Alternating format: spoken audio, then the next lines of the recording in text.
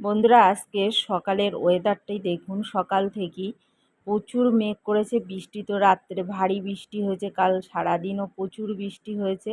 আর এখানে দেখুন সবগুলোই কিন্তু পানিতে ভর্তি হয়ে গেছে, আর কিছু বীজ থেকেও চারা উঠে গেছে, আর কিছু বীজও কিন্তু নষ্ট হয়ে গেছে।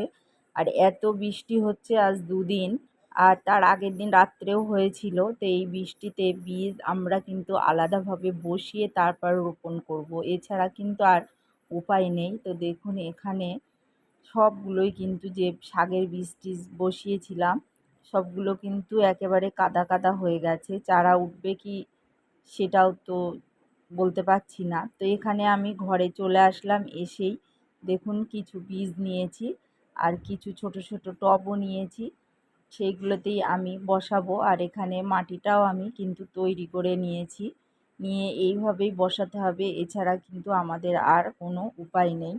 কারণ আমরা ছাদ বাগানে একটু আগে থেকেই বীজ বপন করি, তার জন্যই আমাদের এই কাজটি করতে হবে।